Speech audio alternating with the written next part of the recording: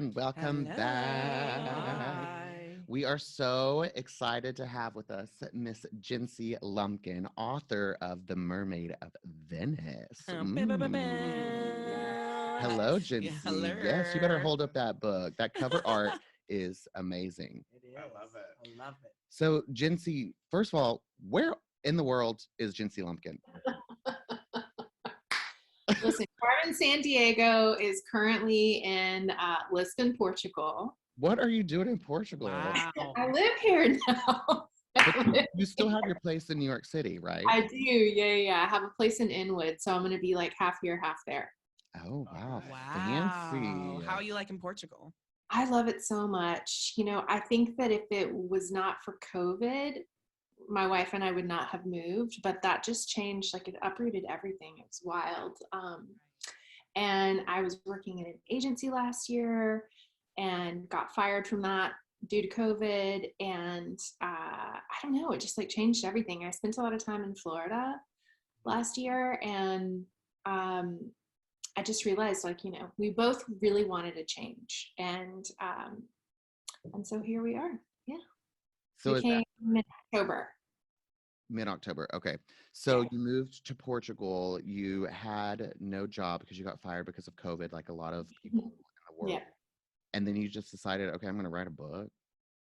So here's what happened.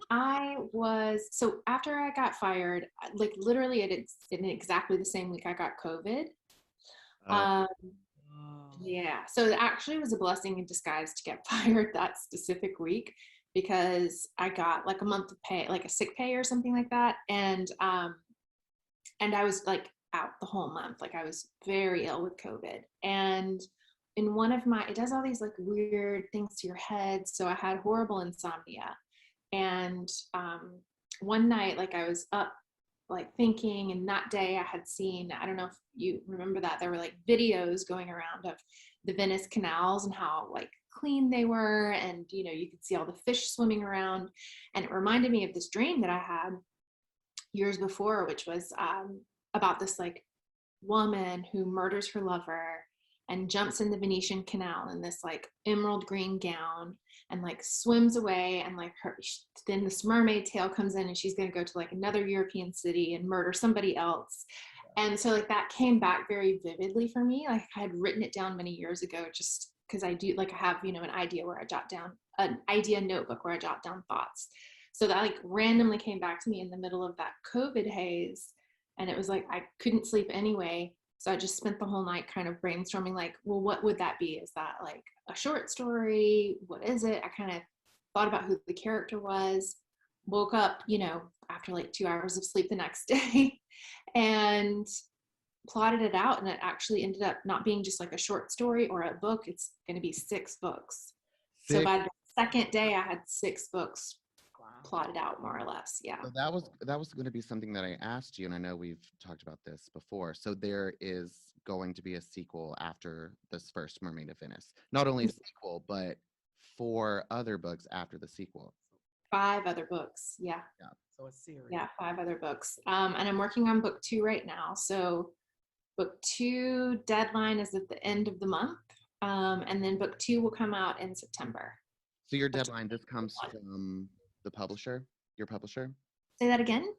The deadline that has been set comes from your publisher? No, so I'm self-publishing everything, which is like a whole like thing that we should get into because it's very interesting. And I'm setting my own deadline. So I'll be releasing 2 mermaid books per year. And then I'm also writing some other like episodic fiction for a brand new platform on Amazon, which I'm excited about. Wow. That's amazing. You've been a busy bee. Yeah. But to answer your question, yeah, I mean, I was out of a job, and there was literally no work. So it was a blessing not only to like have that time to just heal from COVID, but also be sick with COVID and then heal from it. But also I had time to write the book. And then in the fall, like freelance work started picking up. So that allowed me to be able to like move here and work remotely. So I still have clients that I work with in the US, and I'm doing a lot of work in the luxury beauty space. So I just did like they just came out last month, I think. I associate creative directed a series of social videos for JLo Beauty.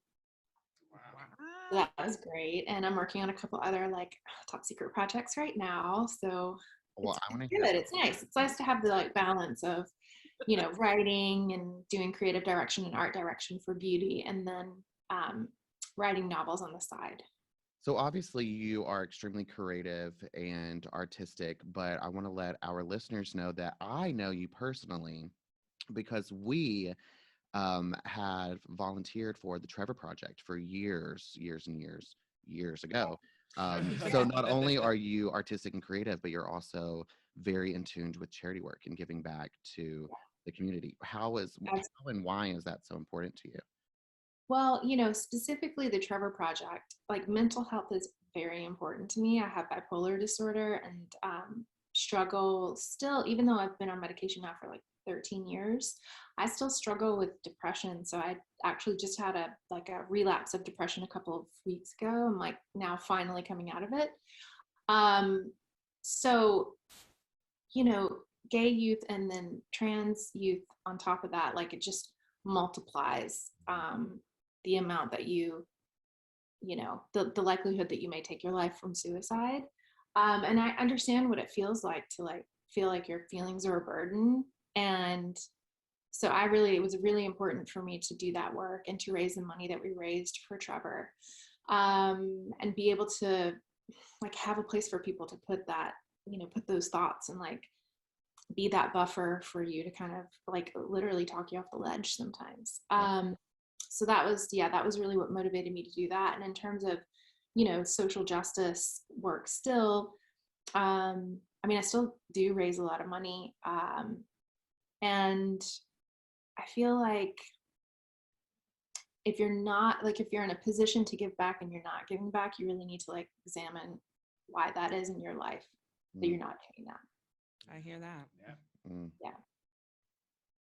So, well, Jincey, I want to go back to your roots. I want to say, hey, homegirl, because I'm from Georgia too. Oh, nice. That's great. Where are you from? Columbus, Georgia. Oh, all right. I know exactly where that is. Yeah. I'm from a small town called Carrollton. Yes, I've actually heard of it. So that's homegirl. But I read your bio and it's very extensive and very wow. I got to give you props. You're all that in a bag of chips. But growing up, who I noticed that you were a lawyer, and so what inspired you to be a lawyer? I mean, you've got a lot going on, but that struck me that you were in law and a lawyer. So how did that happen? I mean, what inspired you to go to law school? So my father was a lawyer, and yeah, he was, you know, in the town that I grew up in, he was like the small town lawyer. So he did everything. Okay. And I would go to his office and like work filing files for him all the time and go to court with him sometimes. And so I think, you know, growing up in a small town, like I was really not exposed to a lot of different career paths. So it was sort of like you had kind of like 3 white collar career paths. It was like doctor, lawyer, banker / real estate agent. And it's really funny.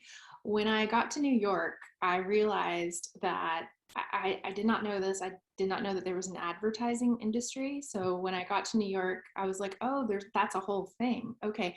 I just thought like all brands did their own ads. And I'm like, oh man, I should have done that. But I had always wanted to do like advertising and entertainment and write. But I never really saw that as like a solid career path until coming to New York. So I was 27 when I moved there. So what happened in my early 20s was, you know, I graduated school and my parents were always super supportive of me writing, but they were not super supportive of me like going into a career in anything that was like not in their minds like very stable. So I ended up going to law school in my early 20s, which I feel like was really good because it gave me a great foundation for doing business. And I started my own business at a really early age. So I was like 27, 28 when I started my business. And I was able to, I think, like negotiate a lot of deals and make a lot of headway that other people would not have been able to have done because I had that legal background, and people were like, yeah, no, we're not going to fuck with that. Exactly. Yeah. Exactly. Yeah. So that was really helpful. And I think it's also given me, even as a writer, I still take that legal background with me. And I think the training that I got like helps me be a better, more persuasive writer from a copywriting standpoint. And that's like, you know, just like ad copy or whatever, but also copyright, like US copyright. I think about things from a legal perspective still. So when it comes to like intellectual property, you know, I think about how to protect myself all the time. So I feel like it's really been a great foundation for me and something that I lean back on a lot. Exactly. It prepared you for what you're doing now. Mm-hmm. Yeah. I love that. Well, Jincey, changing the subjects a little bit, I saw that you did a TED Talk about robots being the future of sex. Yes. I think, because I've been hearing that for years. You know, people have talked about that all the time at some point. Some people Well, you're freaky like that. I am freaky like that. I have all the sex questions for you. All the sex questions are gonna come from me. Bring them. I'm here. I'm here to answer it all. Love it. But talk to our listeners a little bit about that and why you gave that TED Talk, and like, do you really believe like robots could be the future of sex? Like, and do I need to find me a robot man? you may. So the reason that I gave that TED Talk, I had gotten invited to this symposium, and Ray Kurzweil was there, and it was all about futurism. And so the person who was putting together the conference said, like, I would love to have you come and talk. Like, what would you want to talk about? And I'm like, robot sex, obviously. It's the future of sex. And this was funny because this was like, I don't even remember, I think maybe 2011 or 2012. So way before Westworld. And a lot of the issues that I talked about in the TED Talk, I have really been explored in shows like that, or Robots. I think there is like a show called Robots, right? I think was it iRobot? No. I think so. There's anyway. Yeah, it's definitely something that still is a concern and something that we have to think about. I mean, if you look at stuff like AI and how that's sort of like, you know, it's been created by mostly white men and like doesn't even facially recognize like people who are not white men or women. Like that's the basis of the technology that's being built. So, you know, when you think about something like robots, and then it's sort of, you know, it's building blocks on top of building blocks. So if you're not stepping back every once in a while to examine that, you know, just from like an intersectional point of view, you could really be setting up society to be even more like limiting for a brand new like group of individuals that might have consciousness very soon, robots. Yeah, I think that's interesting because I know that there has been talk for years. I read an article about people wanting to do this to create their perfect mate, because they're like, I don't think I can find them on dating apps and all that. So I'm one of those people. So And I think you are too, because we have spent I hate the dating app. we have I spent feel 30 exhausting. years on dating apps, and I was around when Grindr was first created, and it did nothing for me. it still Right. hasn't done anything No, for you. and so I've hit every app. That's kind of her.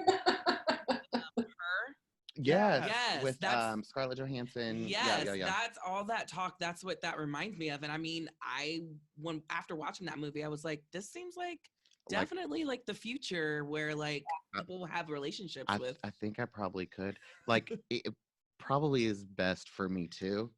Yeah. I could just turn that bitch off I mean, when I want to be by my myself. luck, it would try to have sex with me and malfunction. And it wouldn't work. then we both be out of luck. We both You're just like, be wow, when will it work? we'll for me? just both be laying there short circuited. Wait, Jincey. Girl, get out. You like that? Jincey, have you had sex with a robot, and is your wife a robot? Have sex with robots all the time. They just don't have consciousness. I mean, more like machines, right? So like, is a vibrator a robot? No, not technically. But have had sex with a real machine. Well, yeah. I mean, It's got a spoiler twist. I love that. well, yes. But is my wife a robot? Definitely not. Definitely not. I love it. Then how long have you been together with your wife? So we've been together. This August will be 7 years, and we just got married last year. So in Congratulations. September it'll be a year. So we're still in the newlywed stage. Wow. Did you feel that, after being together for so long and COVID, I feel like really made people see that life is very short. And I feel like, did that make you guys make the decision to get married? Like, did you? No, what made the decision for us to get married was we were terrified that Trump was going to get elected again. And and also she's Afro-Cuban, and so like everything that's been going on in the past year has like really affected her a lot. And she was like, I don't really want to like be in the US anymore. I don't really feel safe. I don't feel super comfortable. And we had talked always about moving to Europe. And so that kind of like escalated everything, because just it all felt like we were in a pressure cooker, and it just kept getting worse. And like, I don't know that it's still, I think it's still that way, I think it's still like white supremacy is still like the number one threat to what's happening in, globally in America. And we were just like, we want to have that protection to be able to leave the country together if we have to. So it was, yes, we love each other, and yes, we're excited about that, but it was also very much like a survivalist move. Wow. Isn't it sad that the land of the free, so they say, you were terrified to be here. You were terrified that your love might not survive because of people. Yeah. It's very heartbreaking, and I don't think people understand when the LGBTQ community were so afraid of there were a lot of people who had your same story. I saw were like, listen, we're getting married right now, so that way we can be recognized and we can be together. I mean, for simple stuff of, hey, I want to be able to visit my loved one in the hospital with global pandemic. Right. So it was so much that went into it, and it's just so horrible. And I agree with you, Jincey. I don't know if it's necessarily gotten better. I think that maybe we put a Band-Aid on it, but it's still really, really bad. I feel like everybody's eyes are open now. And so there's some stuff that used to be ignored that you just can't ignore anymore. Right. And so at least conversations are happening. I wish things would move a little quicker, but baby steps, I guess. Yeah. It was shocking for us when we first got here, because and definitely there's racism in Portugal, like, don't get me wrong. However, the way in which people like interact with each other is just so different on a regular daily basis. Like, there's just not that heat level that you have in the States. It's not that like level of aggression that you face. Like, even when I was in Florida or whatever, like, she was like, I don't feel comfortable coming there. This is like a red county where you're staying, like, it's a lot, and all of the like back and forth about the mask wearing and stuff like that just is not a thing here. So like, the police don't carry guns. Get out of here. I mean, what? Please don't carry guns. Listen, everyone in America has a gun. Are you serious? Guns are like the new thing, didn't you know? There's still police brutality, but they're not shooting people. Crazy. That's interesting. Yeah. How is the LGBTQ community in Portugal? God, we can't wait to find out. It's been, we were just talking about this the other day. Like, our friend, we met one, like, I met a friend through a friend. So she like connected us, and we just met last weekend for the first time, because we've been under lockdown. Last weekend was the first weekend that it like fully opened. We've been in lockdown since January. Wow. So so like 5 full months. And we were just talking about that, and she's like, oh, do you like drag queens? I'm like, hello. do I like drag queens? Of course. And she's like, oh, there's a great place to go. So I can't wait till things also, like, the vaccine rollout has been super slow in Europe since everything got kind of like nationalized in the States. And so, like, where it's kind of returning, I won't say normal, but like there's a lot of action happening in the US that's not necessarily happening like over here. So you don't have like restaurants are open, but not bars and stuff like that. Like I cannot wait to get to a gay bar and dance my ass off. Like that's the first thing I want to do. We're all hoping for. Like I need to Dying. Yeah. an outside event yesterday. It was like a beer thing in the Bronx, and it was the Rosie Perez party that they do. And I was out there dancing, doing cartwheels. My knee hurt today, but I happy. And there's this energy, and for the first time, it's just everyone's smiling. Everyone's so happy to see people. It's like, oh my God, I'm so happy to see you. I know. Boy's numberless. I don't know who he is, but he said, I want to hang out sometime. I said, sure. It helps that the weather is really nice. Oh, it's so yeah. great here in New York. Yes. How's the weather there in Portugal right now? It's great. We live like 10 minutes from the beach. So like a 10-minute walk from the beach. So we go all the time. Like she goes almost every single day. I go probably like every third day or something. And it's in like 60 degrees or something right now, like between 60, 65. But it's always really nice. And like, even that, I never thought like you could go to the beach at like 65 degrees or 63, that it would be nice, but it actually is really very pleasant when it's sunny. So I don't know, here it's like very much like a almost year-long outside culture. Because you have little heat lamps. It reminds me actually a lot here, like the topography and the temperature, the climate is a lot like California, like Southern California. That's to say, like Cali. Okay. Little less dry, but very much like that. Yeah. Are you fluent in Portuguese? Oh my God. I'm so, and it's no. It's And close. it's terrible because I speak Spanish and French, so that's like helpful. Right. But Portuguese is a really weird language, and it's like very difficult to communicate with people. So that's like one of the things that we really have to get on. We ordinarily, like in normal circumstances, would have come and like gone to language school right away and started making friends and stuff. But obviously, because of COVID, none of that stuff is open. Yeah. So definitely you have the option, of course, of like taking online classes with somebody and doing that.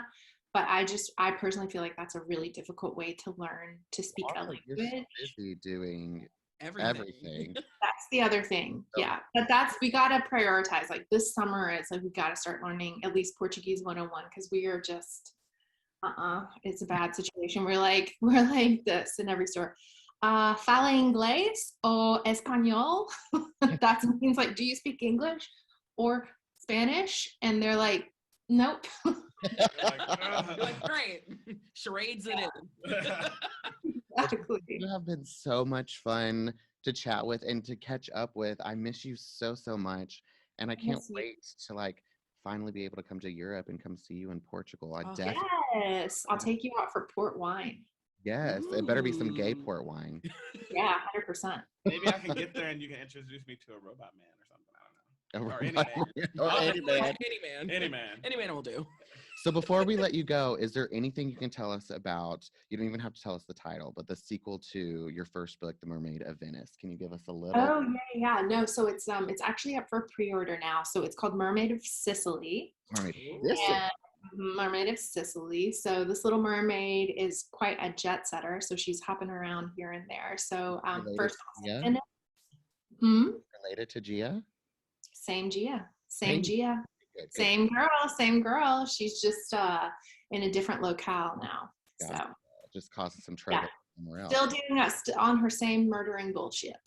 I can't wait. So where can listeners, first of all, order your first book and pre-order your second book? Both available at Amazon. So just click in there, Mermaid of Venice, or my name, Jincey Lumpkin, and it'll pop up either way. And you'll also be able to see Mermaid of Sicily, and you can pre-order that as well. I am going to do that tonight. Yes. Yay! Thank you so much, guys. This is such a pleasure. Mermaid of Venice is so good. I read it like so quickly. I couldn't put it down. Gia is literally who I want to be. Well, I get mad as hell. And if I can turn into a mermaid and swim away and not be caught, absolutely. I'm going to do that. That would be good. Let's go. so you the better plan, treat that's the me plan. right. Brain thinks he's Ariel. Right. He's Yeah. Ursula. Okay, I would be Ursula. Yeah, you would. Jincey, can I ask you a quick question before we go? Yeah. I know Jincey's not your given name. Mhm. Where did that come from? So it was my nickname from birth because, as you know, being a lady from Georgia and from the South, like everybody gets nicknames when they're born. So my name's Virginia Marie, Right. and I'm Jincey. So like my brother was Charles Henry Lumpkin III. He's Chad, and my sister is Lisa, but her name's Elizabeth. So I just got the best one, you know. And my mom, bless her, before she passed away, I was like, you know what? I was thinking the other day that I'm the only Jincey Lumpkin in the world. And she was like, check. You're welcome. I love that name. I love it. That's so beautiful. Oh, Jincey, I love you so much. Thank you for being just a light in this world and sharing Oh, with all of us. I can't Yes. wait to see you in person and catch up. I hope it happens really, really soon. Yes. And When you come back to New York, you know, we got to do brunch. absolutely. And I'm gonna keep stalking you on the Instagram and DMing you like every single day, asking what Gia's up to. nasty things. On a radio interview, and that like somebody called in and they were like, Gia, nasty. Murder sex. This is murder sex. It's a page turner though, for sure. I love All right, it. Jincey, go get some sleep because I know it's late there in Portugal. But thank you so much Thank for you. taking the time to you. talk to Thank Pride the you, podcast. homegirl. Thank you, homegirl. Thanks, everybody. This was great. Yay. Love ya. All right.